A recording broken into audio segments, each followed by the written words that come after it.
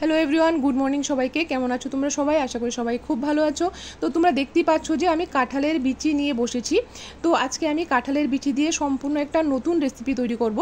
তো প্রথমে আমি কাঁঠালের বিচিগুলো ভালো করে ছুলে নিচ্ছি। উপরে যে সাদা কভারটা আছে সেটা ফেলে দিয়ে ভিতরের যে লাল একটা কভার থাকে সেটাকে ভালো করে ছুরি দিয়ে ঘষে ঘষে তুলে নিচ্ছি।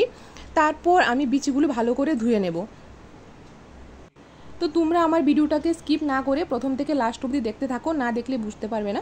তো এই যে দেখো, তারপর আমি গ্যাসের মধ্যে তাওয়া বসিয়ে দিয়ে এর মধ্যে 2টো শুকনো লঙ্কা, 4টে কাঁচা লঙ্কা, 3 কোয়া রসুন আর 2টা শুটকি মাছ দিয়ে দিয়েছি। এগুলিকে ভালো করে লাল লাল করে ভেজে নেব। তারপর ভেজে নিয়ে এই যে দেখো, আমি একটা বাঁশের টুকরো নিয়েছি।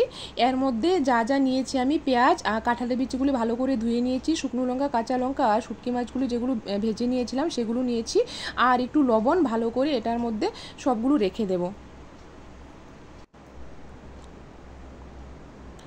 তো বাসটাকে ভালো করে ফিল করে নিয়ে এর মুখটা আমি কলা পাতা দিয়ে বা কিছু ন্যাকড়া দিয়ে তোমরা ফিল করে দিতে পারো। আমি এখানে কলা পাতা দিয়ে ভালো করে এর মুখটা বন্ধ করে দিয়েছি। তারপর এখানে দেখো আমি আগুন জ্বালিয়ে নিয়েছি। অ্যাকচুয়ালি এটা মাটির চুলাতে করলে ভালো হয়, তো মাটির চুলা তো নেই, তার জন্য আমি আলাদা করে একটা জায়গায় আগুন জ্বালিয়ে নিয়েছি। আগুনটা যখন ভালো করে জ্বলে উঠেছে তারপর আমি এর মধ্যে বাঁশটা দিয়ে দিয়েছি। তো বাঁশটা এই যে দেখো জ্বলে উঠেছে, আর এর মধ্যে যে জলটা ছিল, বাঁশের যে জলটা, সেটা কিন্তু বেরিয়ে আসছে। তারপর এই যে দেখো, বাঁশটা কিন্তু আধা পুরা হয়ে গেছে। তারপর আমি বাঁশটা কেটে নিচ্ছি।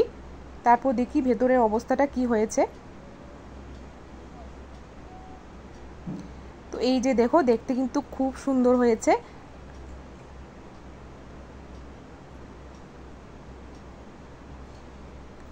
তো এগুলোকে আমি একটা চামচের সাহায্যে ভালো করে ঘষে ঘষে তুলে নেব।